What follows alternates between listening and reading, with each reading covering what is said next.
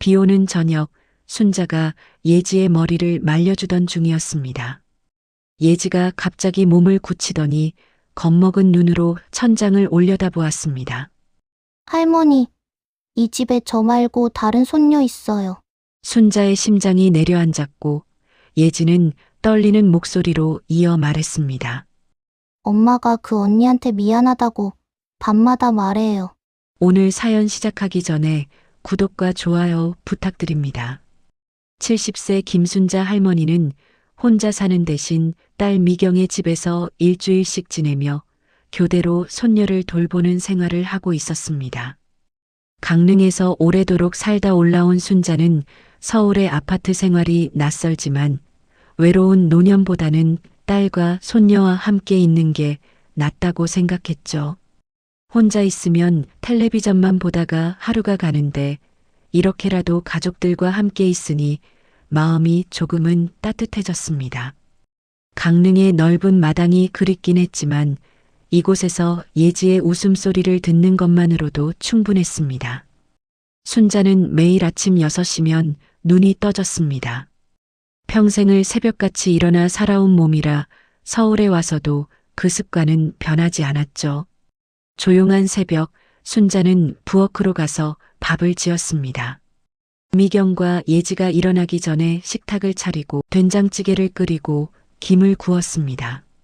미경은 아침마다 엄마 그냥 간단히 먹으면 되는데 왜 이렇게까지 해요라고 말했지만 순자는 그래도 제대로 된 밥상을 차려주고 싶었습니다. 12살 손녀 예지는 순자에게 유난히 정이 많았습니다. 매일 등교 전 순자의 손을 꼭 잡고 말했죠. 할머니, 오늘도 학교 갔다 오면 같이 김치전 해 먹자. 순자는 그럴 때마다 예지의 머리를 쓰다듬으며 웃었습니다. 이 아이가 있어서 서울 생활이 견딜만하다는 생각이 들었죠. 예지는 다른 아이들처럼 할머니를 귀찮아하지 않았습니다. 오히려 학교에서 있었던 일들을 신나게 이야기하고 숙제도 할머니 옆에서 했습니다. 친구들 이야기, 선생님 이야기, 급식 메뉴 이야기까지 예지는 모든 걸 할머니와 나눴습니다.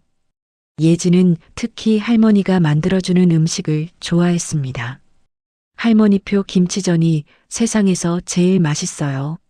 예지가 엄지손가락을 치켜들 때마다 순자의 얼굴에는 주름진 미소가 번졌습니다. 그럴 때면 순자는 예지를 위해 더 맛있는 음식을 해주고 싶어졌죠. 호박전도 부치고 동그랑땡도 만들고 예지가 좋아하는 떡볶이도 집에서 직접 만들어줬습니다. 겉으론 평화로운 일상이었습니다. 아침이면 딸 미경이 출근 준비를 하고 예지는 교복을 입고 가방을 챙기고 순자는 주방에서 아침밥을 차렸습니다.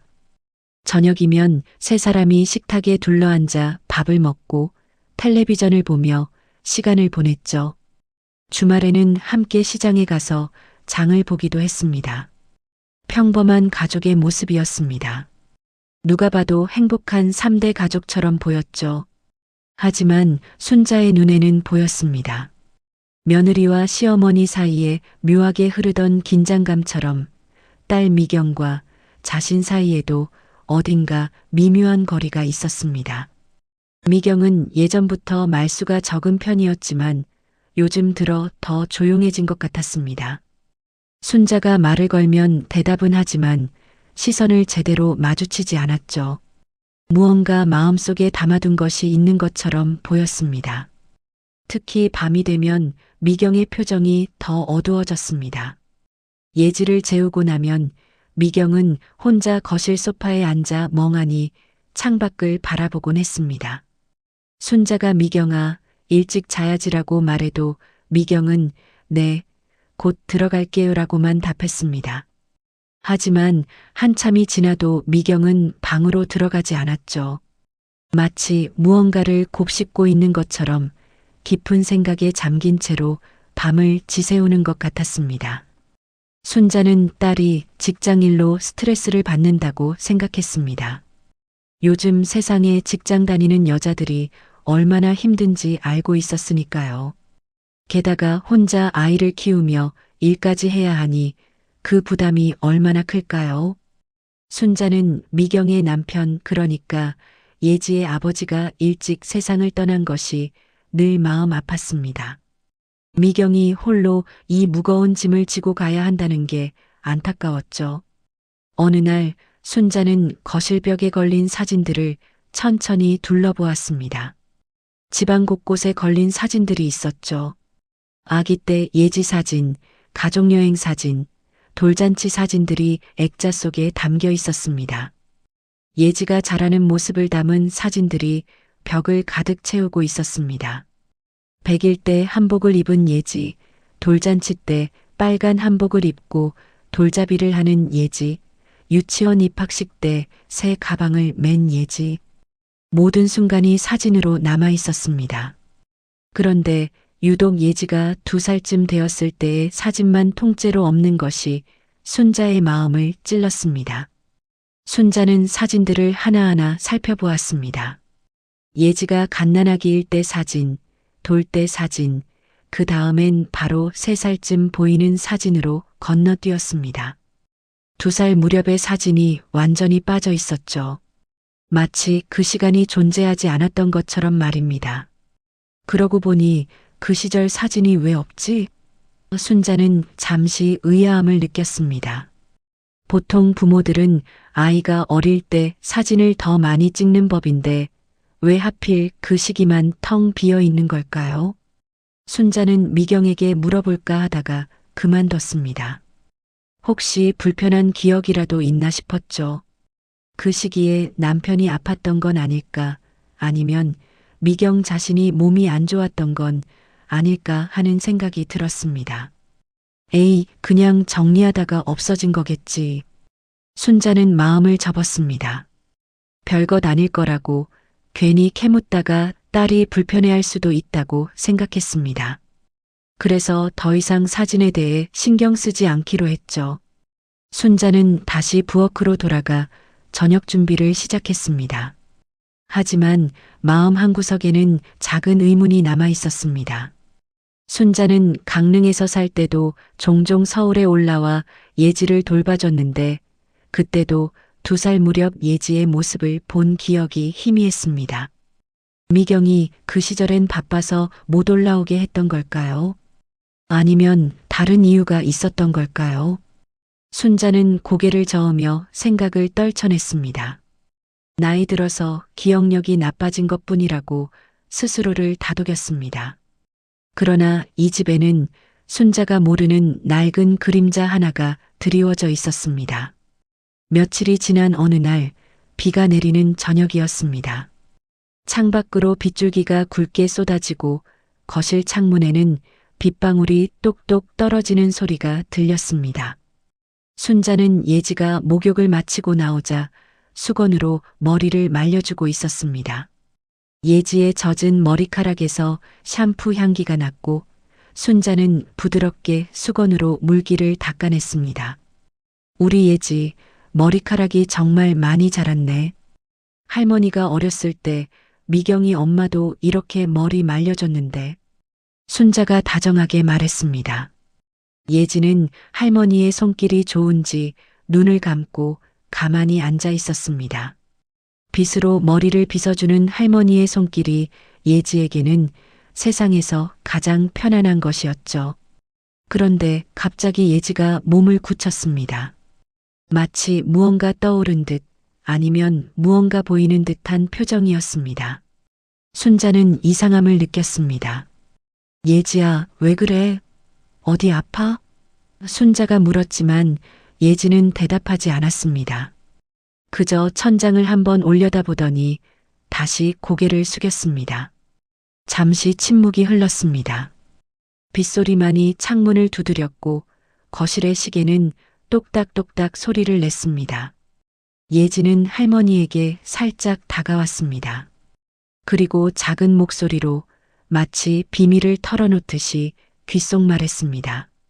할머니, 이 집에 저 말고 다른 손녀 있어요. 순자는 귀를 의심했습니다.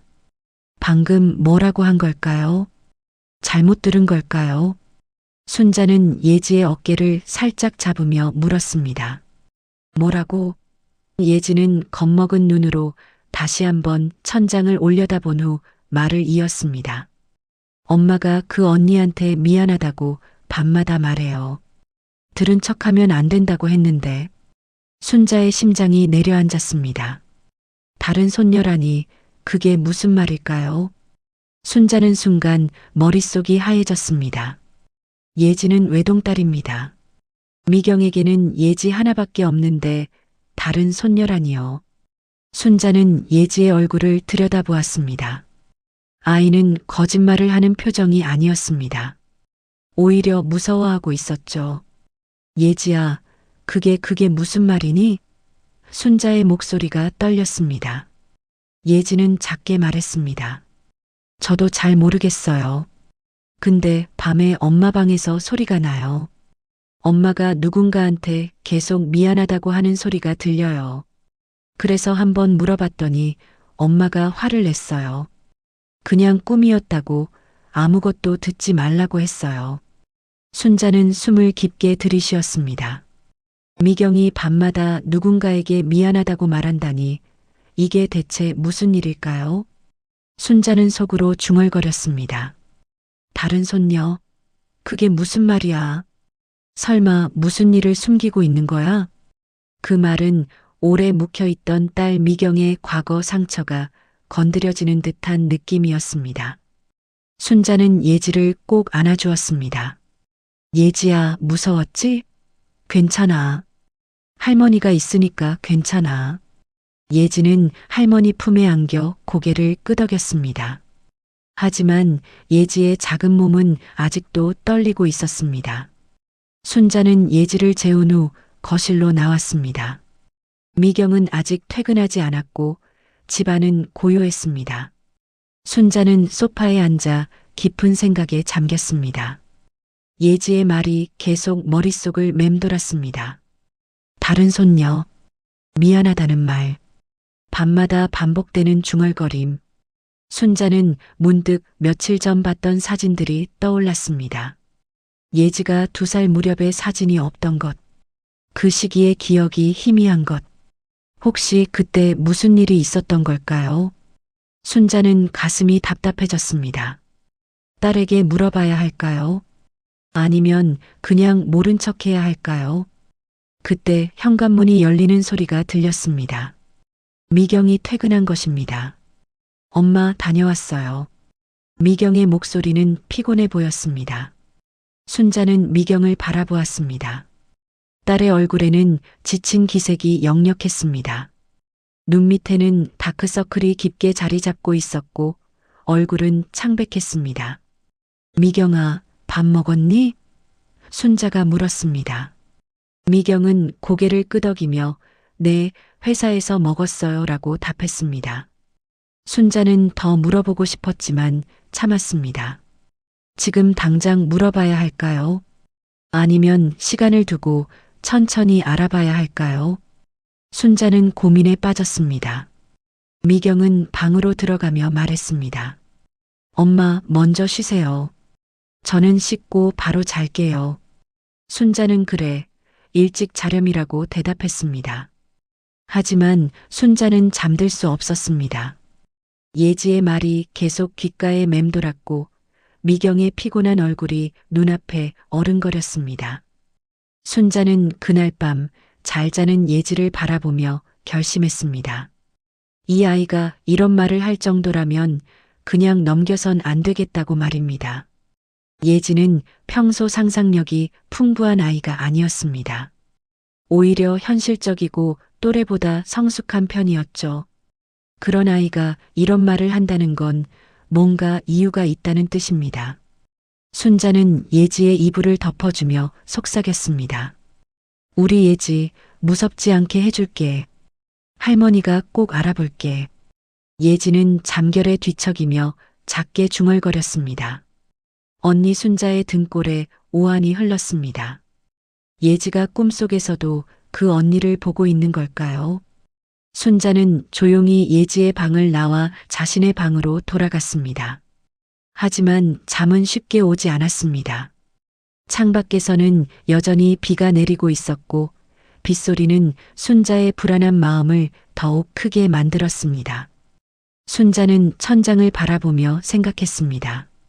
내일부터 조금씩 알아봐야겠다고 말입니다. 다음 날 아침 순자는 평소보다 더 일찍 눈을 떴습니다. 밤새 뒤척이다 겨우 잠든 탓에 몸은 무거웠지만 마음은 더 무겁게 눌려왔습니다. 예지가 말한 그 이야기가 계속 머릿속을 떠나지 않았죠. 순자는 조용히 일어나 거실로 나왔습니다. 아직 미경도 예지도 일어나지 않은 이른 새벽이었습니다. 순자는 부엌에서 물을 한 잔 마시며 복도를 바라보았습니다. 미경의 방문이 살짝 열려 있었습니다. 순자는 예지가 말한 밤마다 중얼거린다는 장면을 직접 확인하고 싶었습니다. 혹시 오늘 아침에도 무슨 소리가 들릴까요? 순자는 조심스럽게 미경의 방 근처로 다가갔습니다. 그 순간 방 안에서 미경의 떨리는 목소리가 들렸습니다. 정말 미안해. 내가 그때 지키지 못해서. 순자는 숨을 죽였습니다. 미경은 누군가에게 말하고 있었습니다. 아니, 혼잣말을 하고 있었습니다. 목소리는 간절했고 슬픔이 가득했습니다. 마치 오랜 시간 동안 마음속에 담아뒀던 말을 토해내는 것 같았죠. 순자는 입술을 깨물며 걸음을 멈췄습니다. 너한테 무슨 일이 있었던 거냐, 미경아. 순자의 가슴이 먹먹해졌습니다. 딸이 이렇게 고통받고 있었다니 어머니로서 왜 몰랐을까요? 순자는 문을 열고 들어가 딸을 안아주고 싶었지만 발이 떨어지지 않았습니다. 지금 들어가면 미경이 더 놀라고 상처받을 것 같았습니다. 그때 작은 손이 순자의 옷자락을 붙잡았습니다. 놀란 순자가 뒤를 돌아보니 예지가 서 있었습니다.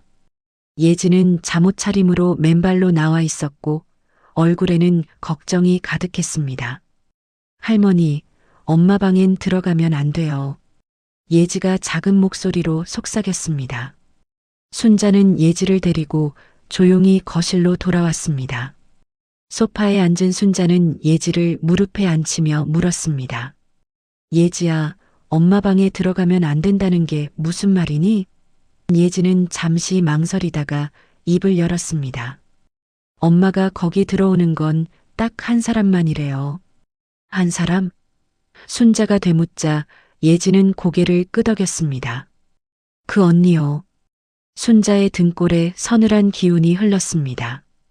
예지가 거짓말을 할 아이가 아니라는 것도 알고 있었고 지금 이 순간 예지의 표정은 너무나 진지했습니다. 아이는 무서워하고 있었습니다. 순자는 예지를 꼭 안아주며 말했습니다. 예지야, 할머니한테 솔직하게 말해줄래? 언제부터 그런 이야기를 들었니? 예지는 할머니 품에 안긴 채 대답했습니다. 작년부터요. 처음엔 그냥 엄마가 혼잣말하는 줄 알았어요. 근데 자꾸 같은 말을 반복하길래 이상했어요. 엄마가 뭐라고 했는데? 순자가 물었습니다. 예지는 잠시 생각하더니 말했습니다. 미안하다고, 그때 내가 더 조심했어야 했다고, 용서해달라고, 그런 말들이요. 그래서 제가 엄마한테 누구한테 그러는 거냐고 물어봤더니 엄마가 갑자기 화를 내면서 아무것도 듣지 말라고 했어요. 순자는 가슴이 철렁 내려앉았습니다. 미경이 누군가를 잃었다는 느낌이 들었습니다. 그것도 아주 큰 상처로 남을 만큼 중요한 사람을 말입니다. 순자는 예지에게 더 이상 묻지 않았습니다. 아이가 더 무서워할까봐 걱정되었죠. 그날부터 순자는 이 집에는 어른들이 모르는 또 다른 규칙이 있음을 깨달았습니다. 미경의 방은 예지도 함부로 못 들어갔습니다. 예지는 엄마 방문을 두드리고 허락을 받아야만 들어갈 수 있었죠. 그것도 엄마가 기분이 좋을 때만 가능했습니다. 순자는 며칠 동안 집안을 유심히 관찰했습니다. 그러다 베란다 쪽 작은 창고에 오래된 상자 하나가 있다는 걸 발견했습니다. 그 상자는 다른 짐들과 달리 구석에 조심스럽게 놓여 있었고 먼지가 수북이 쌓여 있었습니다. 마치 오랫동안 아무도 건드리지 않은 것처럼 말입니다. 순자는 그 상자가 신경 쓰였습니다. 혹시 그 안에 뭔가 단서가 있는 건 아닐까요? 하지만 함부로 열어볼 수도 없었습니다. 미경이 알면 또 화를 낼 것 같았죠. 순자는 고민했습니다. 알아야 할까요? 모른 척해야 할까요? 어느 날 저녁 순자는 예지와 함께 저녁을 먹다가 조심스럽게 물었습니다. 예지야, 혹시 엄마가 예전에 예지 말고 다른 아이를 돌본 적 있었니? 예지는 고개를 저었습니다. 모르겠어요. 엄마가 그런 얘기 한 적 없어요. 그럼 예지가 아기였을 때 사진들 본 적 있니? 순자가 다시 물었습니다. 예지는 잠시 생각하더니 말했습니다. 있긴 한데요. 제가 2살 때쯤 사진은 없어요. 엄마한테 물어봤더니 그때 카메라가 고장나서 못 찍었대요. 순자는 고개를 끄덕였습니다. 카메라가 고장났다는 말이 사실일까요? 요즘은 다들 핸드폰으로 사진을 찍는데 그것마저도 고장이 났을까요? 순자는 의심이 들었지만 예지 앞에서 더 이상 말하지 않았습니다. 그날 밤 순자는 다시 한번 미경의 방 앞을 지나갔습니다. 이번에는 더 조심스럽게 귀를 기울였습니다. 방 안에서 흐느끼는 소리가 들렸습니다. 미경이 울고 있었습니다. 순자는 가슴이 찢어지는 것 같았습니다.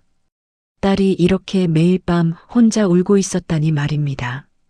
순자는 결심했습니다. 더 이상 모른 척할 수 없다고 말입니다. 예지도 무서워하고 있고 미경도 고통받고 있습니다. 이 집에 드리워진 그림자를 걷어내야 한다고 순자는 생각했습니다.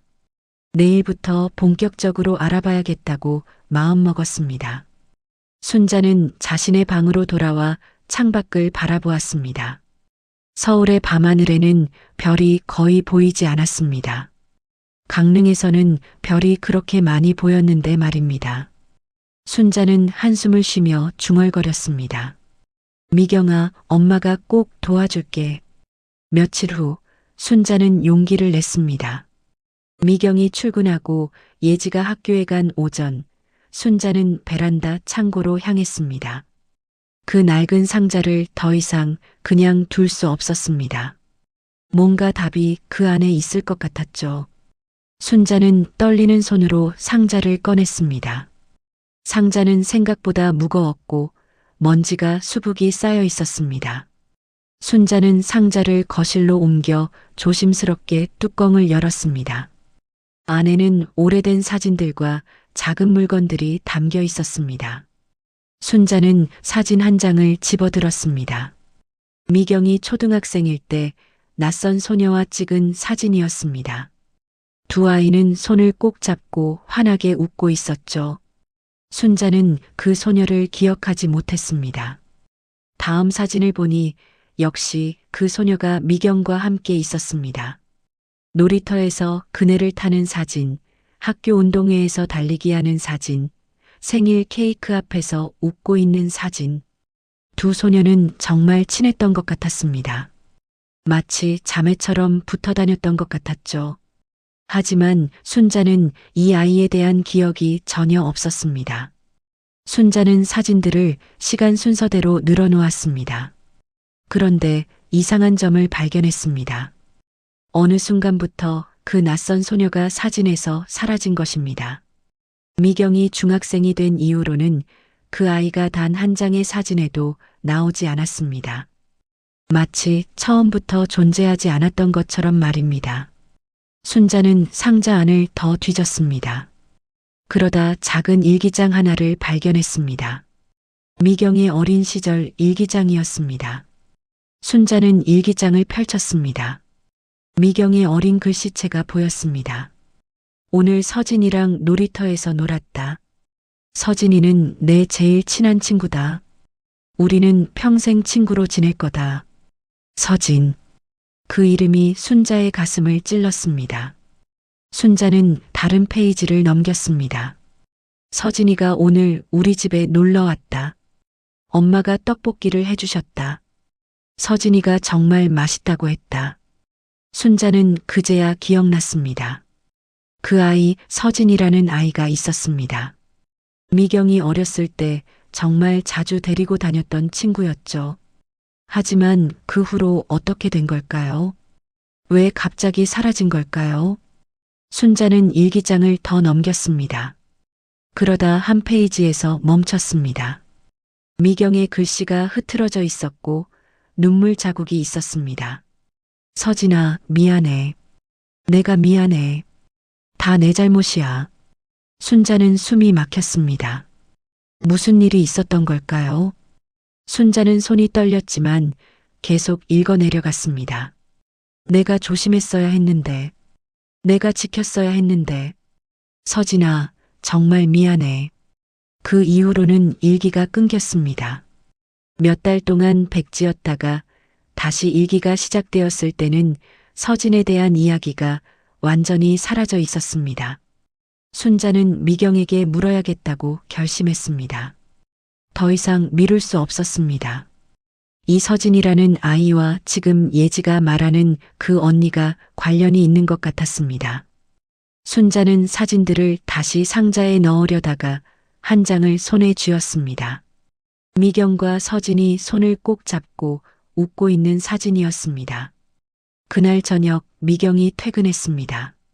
순자는 저녁을 차리면서도 계속 그 사진이 신경 쓰였습니다. 예지를 먼저 재운 후 순자는 미경에게 말을 꺼냈습니다. 미경아, 엄마가 할 말이 있어.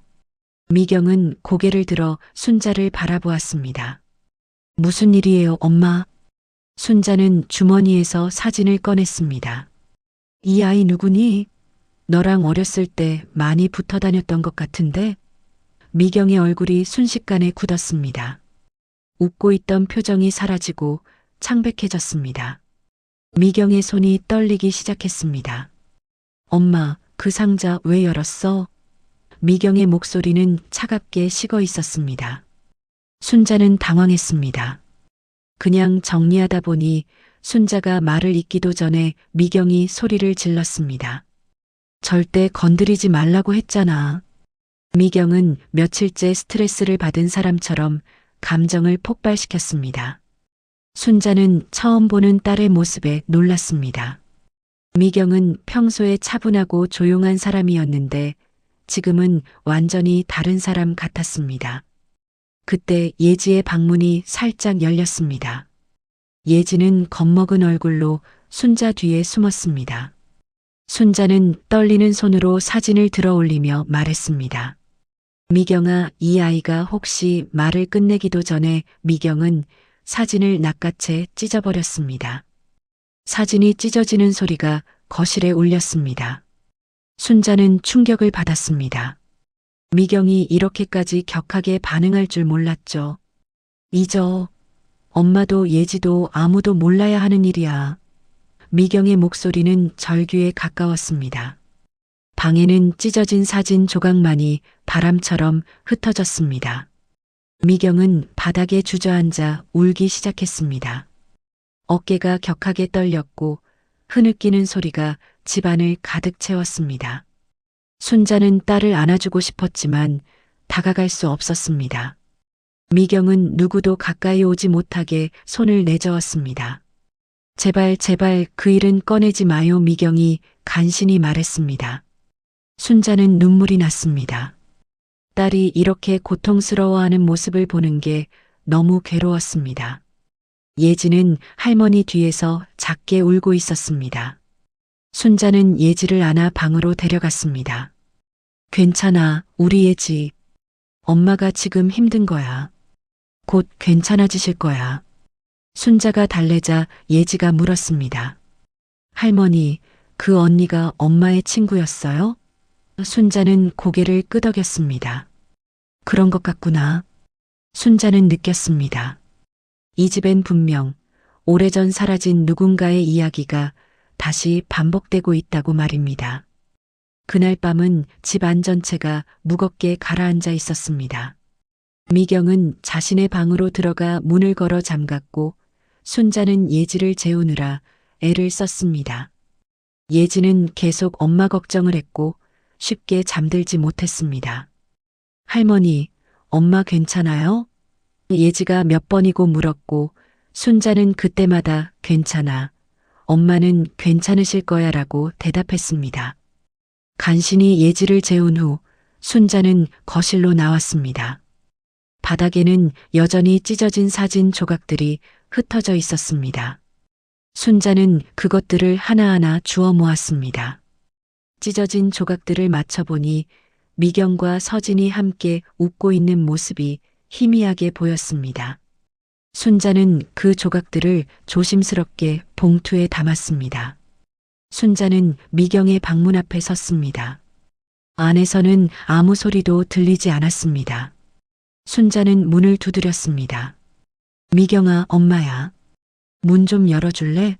하지만 대답이 없었습니다. 순자는 다시 한번 노크했습니다. 미경아, 엄마가 미안해. 함부로 건드려서 미안해. 근데 엄마도 알아야 할 것 같아. 잠시 침묵이 흘렀습니다. 그러다 문이 천천히 열렸습니다. 미경의 얼굴은 눈물로 범벅이 되어 있었고 눈은 퉁퉁 부어 있었습니다. 미경은 말없이 순자를 방으로 들어오게 했습니다. 순자는 딸의 침대 옆에 앉았고 미경은 창가에 기댄 채 서 있었습니다. 엄마 정말 알고 싶어요? 미경의 목소리는 쉬어 있었습니다. 순자는 고개를 끄덕였습니다. 그래, 엄마는 알아야겠어. 내가 이렇게 힘들어하는데 모른 척할 수가 없구나. 미경은 깊은 한숨을 쉬었습니다. 그리고 천천히 입을 열었습니다. 서진이는 제 친구가 아니었어요. 미경이 말했습니다. 순자는 귀를 기울였습니다. 그럼 누구였는데? 미경은 창밖을 바라보며 대답했습니다. 제 딸이었어요. 제 첫째 딸. 순자는 숨이 멎는 줄 알았습니다. 미경의 딸이라니 그게 무슨 말입니까? 뭐라고? 순자는 믿을 수 없다는 표정으로 미경을 바라보았습니다. 미경은 눈물을 흘리며 계속 말했습니다. 예지에게는 언니가 있었어요. 서진이라는 이름의 언니가요. 예지보다 2살 위였죠. 예지가 태어났을 때 서진이는 정말 좋아했어요. 동생이 생겼다고 매일 예지를 돌봐주겠다고 했어요. 순자의 눈에서 눈물이 흘렀습니다. 손녀가 또 있었다니 자신은 왜 몰랐던 걸까요? 미경아, 그럼 서진이는 지금 어디에? 순자는 차마 말을 잇지 못했습니다. 미경이 흐느끼기 시작했습니다. 없어요. 서진이는 이 세상에 없어요. 순자는 주저앉을 것 같았습니다. 미경은 벽에 기대어 주저앉으며 이야기를 이어갔습니다.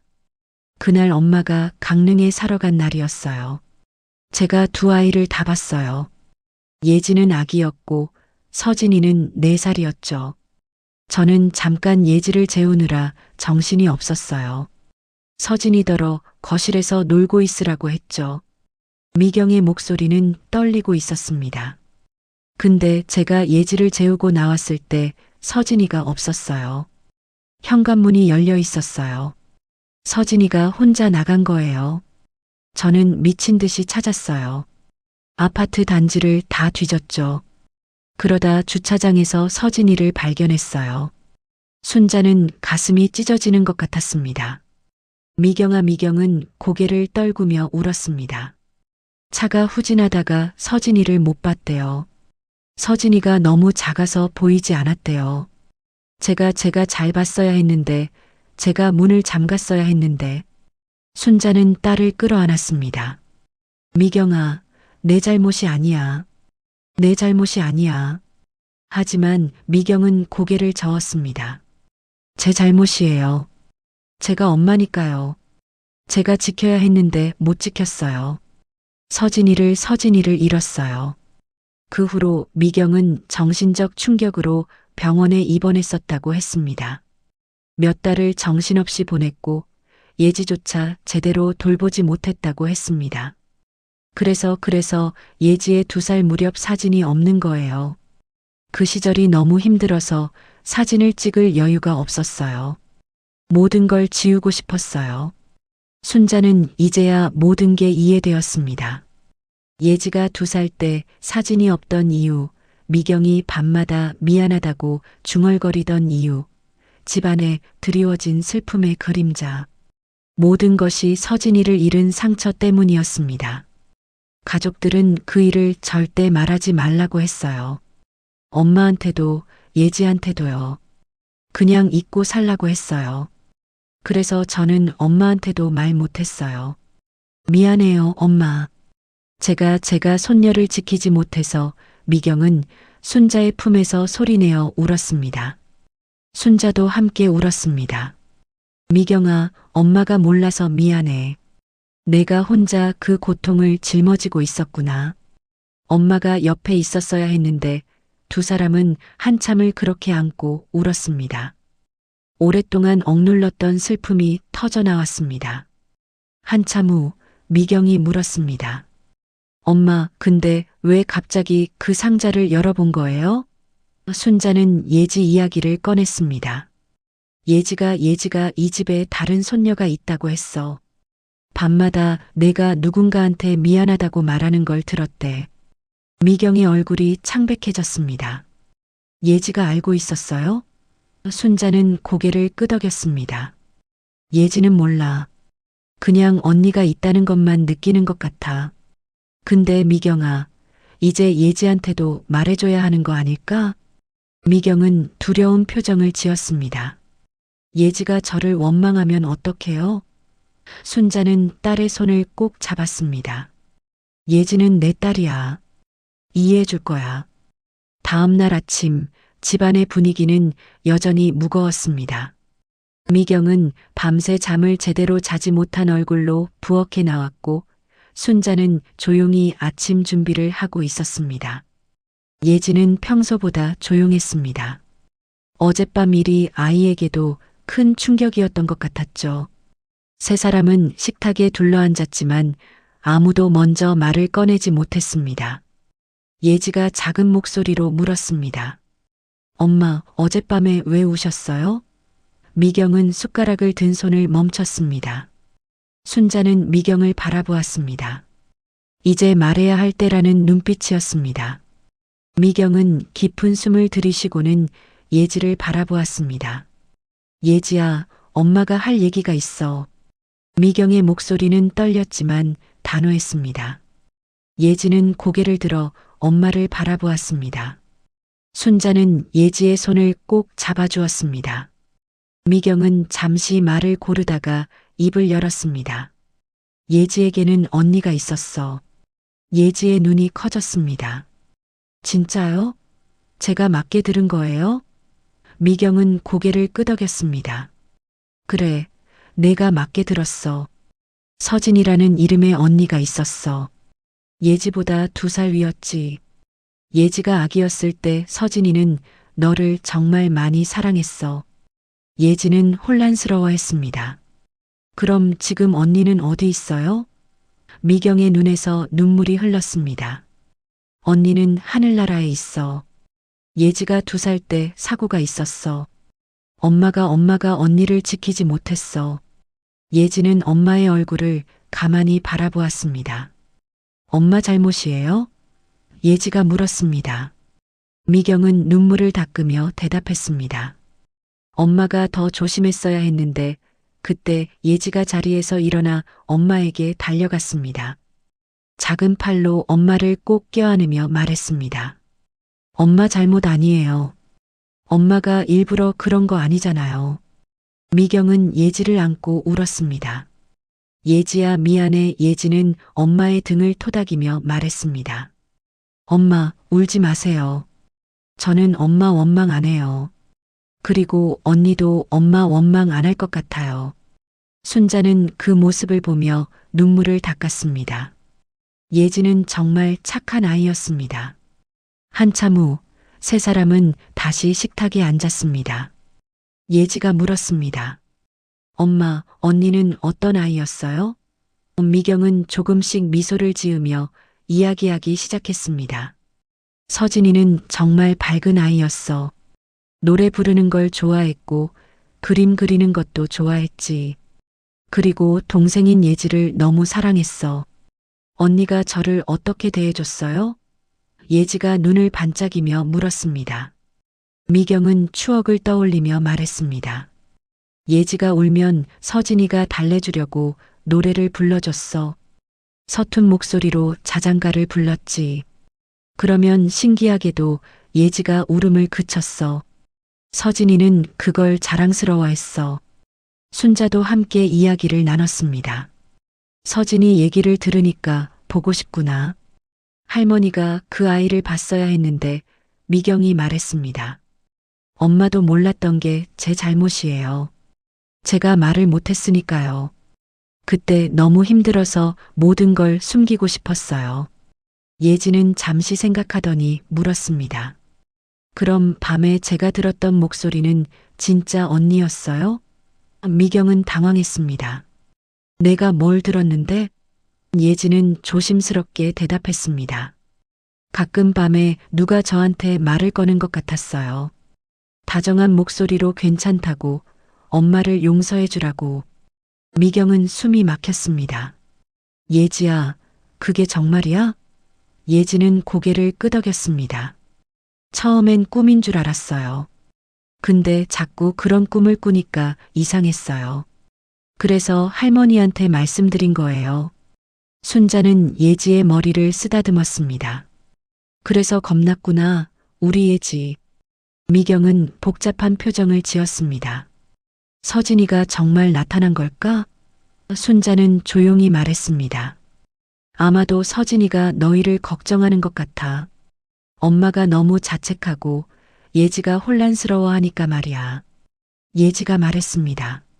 언니가 착한가 봐요. 엄마 걱정해주고 저도 걱정해주는 걸 보면요. 그날 저녁 세 사람은 서진의 물건들이 담긴 상자를 함께 열었습니다. 미경은 이번엔 도망치지 않았습니다. 예지는 언니의 사진을 하나하나 조심스럽게 들여다보았습니다. 언니 정말 예뻤네요. 저랑 닮았어요? 미경은 웃으며 말했습니다. 많이 닮았어. 눈이랑 코가 똑같아.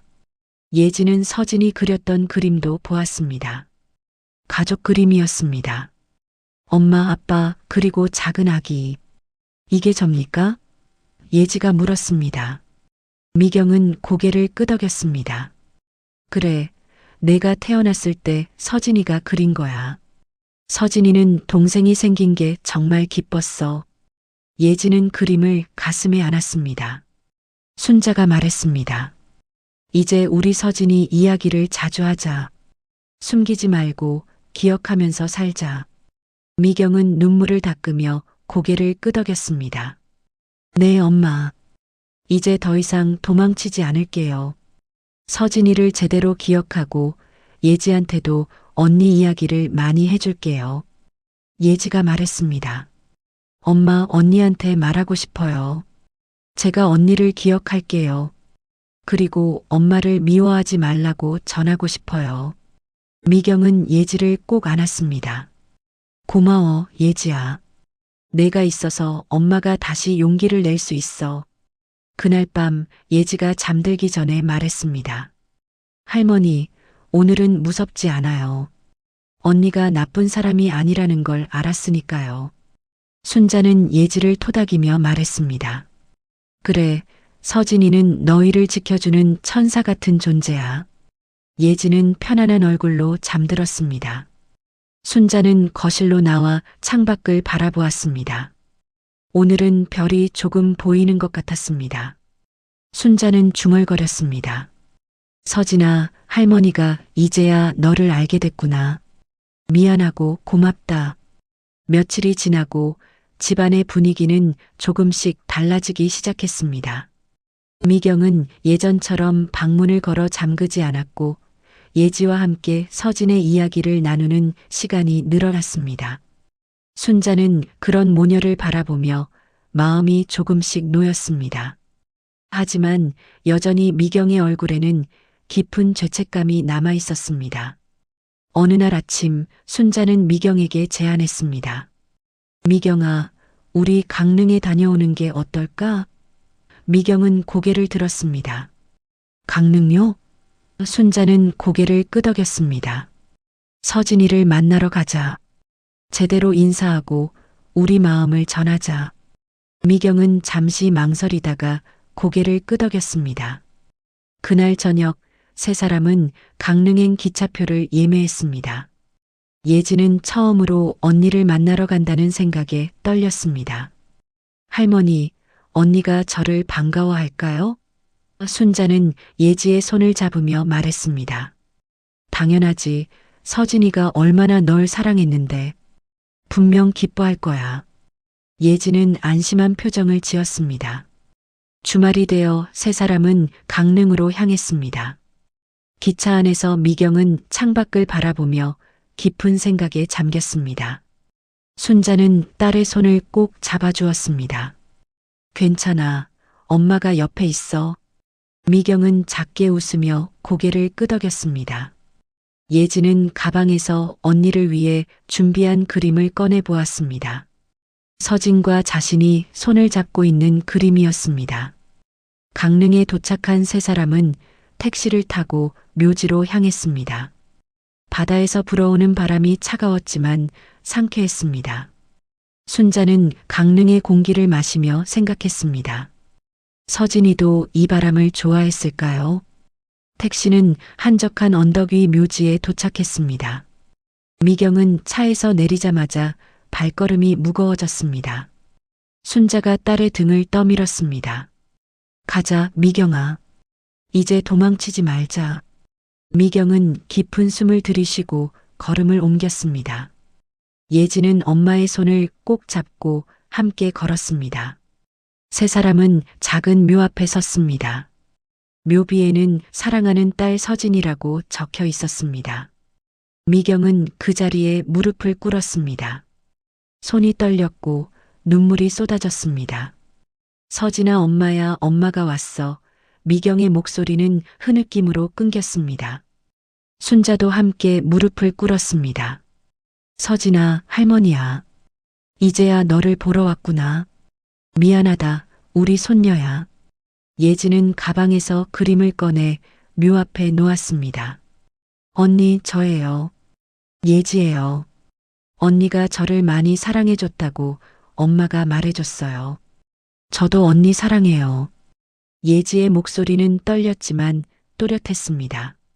작은 아이가 태어나서 처음 만나는 언니에게 하는 인사였습니다. 미경은 떨리는 손으로 묘비를 쓰다듬었습니다.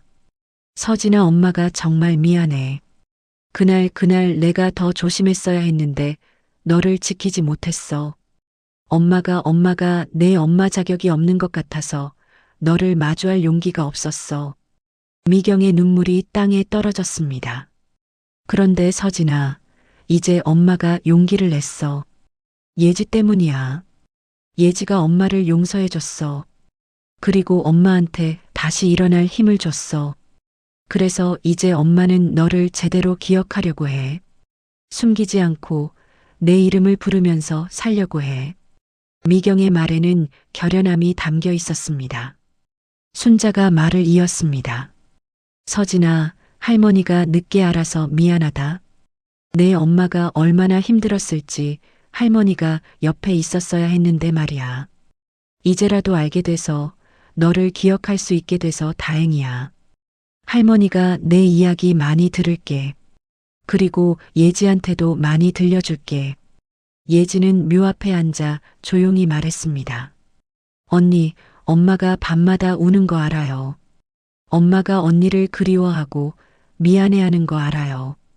근데 언니, 엄마 용서해 주세요. 엄마는 일부러 그런 게 아니에요. 엄마는 좋은 사람이에요. 예지의 눈에서도 눈물이 흘렀습니다. 그리고 언니, 저는 언니를 기억할게요. 엄마한테 언니 이야기 계속 들을 거고 언니가 그렸던 그림도 볼 거예요. 언니가 불러줬던 자장가도 엄마한테 배울게요. 그러니까 언니 하늘에서 편히 쉬어요. 우리는 다 괜찮아요. 예지의 말에 미경은 더욱 흐느꼈습니다. 세 사람은 한참을 그렇게 묘 앞에 앉아 있었습니다. 바람이 불어왔고 나뭇잎이 바스락거렸습니다. 순자는 그 바람 속에서 무언가를 느꼈습니다. 마치 서진이가 대답하는 것 같았습니다.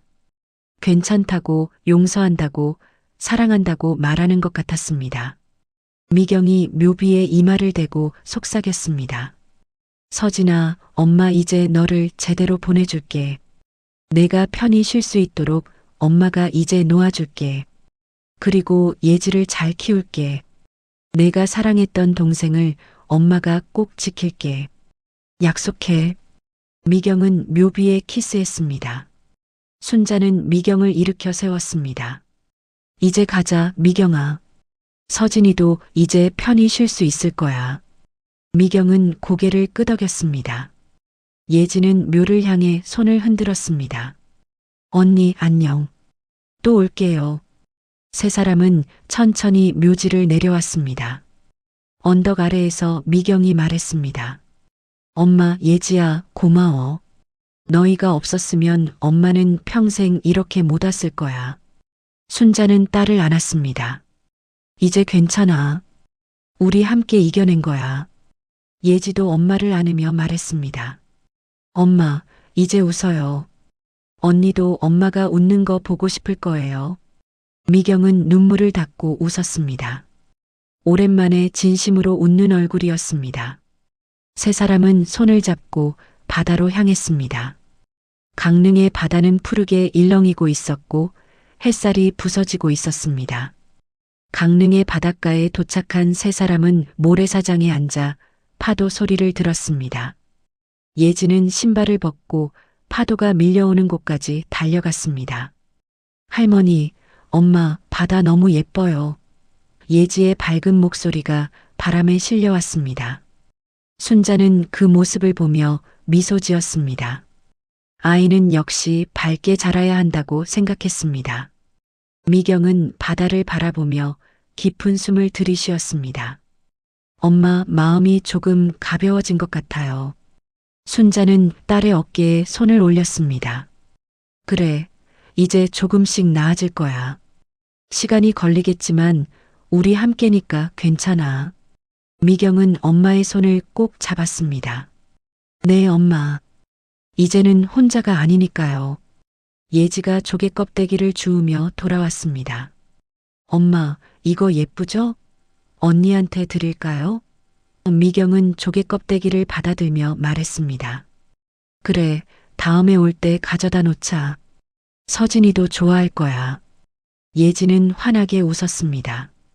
이제 예지에게 언니는 두려운 존재가 아니라 그리운 존재가 되었습니다.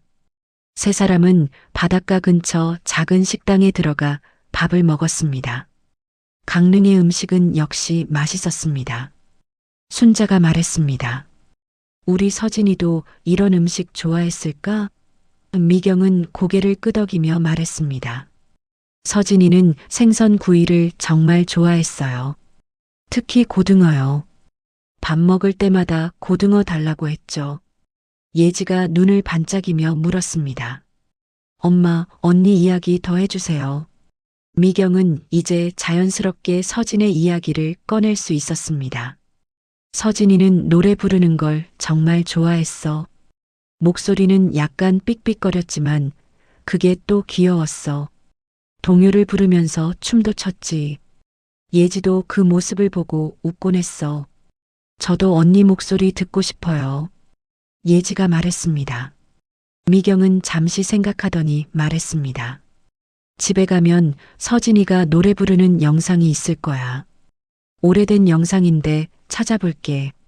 같이 보자. 예지는 고개를 끄덕이며 기뻐했습니다. 순자는 그런 모녀의 모습을 보며 흐뭇해했습니다. 식사를 마치고 세 사람은 다시 바닷가를 걸었습니다. 해가 서쪽으로 기울고 있었고 하늘은 붉게 물들기 시작했습니다. 순자가 중얼거렸습니다. 노을이 참 아름답구나. 미경도 고개를 끄덕였습니다. 서진이도 이런 노을을 봤을까요? 순자는 말했습니다. 분명 봤을 거야. 그리고 지금도 하늘에서 보고 있을 거야. 예지가 하늘을 올려다보며 손을 흔들었습니다. 언니, 보고 있어요? 우리 여기 왔어요. 미경은 예지의 모습을 보며 눈물을 참았습니다. 이제는 슬픔의 눈물이 아니라 감사의 눈물이었습니다. 예지가 있어서, 엄마가 있어서 다시 일어설 수 있었습니다. 기차를 타고 서울로 돌아오는 길, 예지는 미경의 무릎에 기대어 잠들었습니다. 순자는 창밖을 바라보며 생각했습니다. 이제 이 가족은 괜찮을 거라고 말입니다. 상처는 쉽게 아물지 않겠지만 함께 있으니 견딜 수 있을 거라고 믿었습니다. 미경이 조용히 말했습니다. 엄마, 제가 이제 예지한테 서진이 이야기를 자주 해줄게요. 숨기지 않고 언니가 있었다는 걸 기억하면서 살게요. 순자는 고개를 끄덕였습니다. 그래, 그게 맞아. 서진이도 그걸 원할 거야. 미경은 잠든 예지의 머리를 쓰다듬었습니다. 며칠 후 집으로 돌아온 세 사람은 서진의 물건들을 정리하기 시작했습니다. 이번에는 숨기기 위해서가 아니라 제대로 기억하기 위해서였습니다. 미경은 서진의 사진들을 앨범에 정리했고 예지는 그 옆에서 하나하나 구경했습니다. 언니 정말 귀엽다. 저도 이렇게 컸으면 좋겠어요. 순자는 서진이 그렸던 그림들을 액자에 넣었습니다. 이건 거실에 걸자. 모두가 볼 수 있게. 미경은 처음에는 망설였지만 곧 동의했습니다. 네, 그러는 게 맞는 것 같아요. 서진이도 우리 가족이니까요. 예지가 박수를 쳤습니다. 좋아요. 그럼 친구들이 오면 언니 자랑할 수 있겠다. 그날 밤 미경은 오랜만에 편히 잠들었습니다. 악몽도 꾸지 않았고 중얼거리지도 않았습니다. 순자는 미경의 방문 틈으로 딸의 평화로운 얼굴을 보며 안심했습니다. 예지도 자신의 방에서 곤히 잠들어 있었습니다. 아이의 얼굴에는 미소가 번져 있었습니다. 순자는 거실로 나와 서진의 사진을 바라보았습니다. 서진아, 이제 내 엄마도 내 동생도 다 괜찮아. 우리가 너를 잊지 않을게. 항상 기억하면서 살게. 그러니까 넌 하늘에서 편히 쉬렴. 순자는 사진에 대고 작게 속삭였습니다. 다음 날 아침 집안은 밝았습니다. 예지는 평소처럼 할머니 손을 잡고 말했습니다. 할머니, 오늘도 학교 갔다 오면 같이 김치전 해 먹어요. 순자는 웃으며 대답했습니다. 그래, 우리 예지. 할머니가 맛있게 만들어줄게. 미경도 웃으며 출근 준비를 했습니다. 순자는 창문을 열어 환기를 시켰습니다. 신선한 바람이 집 안으로 들어왔습니다. 그 바람은 오래된 슬픔을 조금씩 씻어내는 것 같았습니다. 순자는 생각했습니다. 가족이란 이렇게 서로의 상처를 어루만지며 조금씩 다시 걸어가는 거구나. 저녁이 되어 세 사람은 다시 식탁에 둘러앉았습니다. 이제는 4명의 자리를 만들었습니다. 서진의 자리도 함께 말입니다. 예지가 말했습니다. 언니, 오늘 급식 정말 맛있었어. 언니도 좋아했을 것 같아. 미경은 웃으며 대답했습니다. 서진이도 급식 좋아했어. 특히 떡볶이를 좋아했지. 그렇게 서진은 이 가족의 일상 속으로 자연스럽게 돌아왔습니다. 더 이상 숨겨야 할 비밀이 아니라 함께 기억해야 할 소중한 존재로 말입니다. 순자는 두 모녀를 바라보며 따뜻한 미소를 지었습니다. 비극과 비밀 속에 멈춰있던 시간은 조금씩, 아주 조금씩 다시 흘러가기 시작했습니다.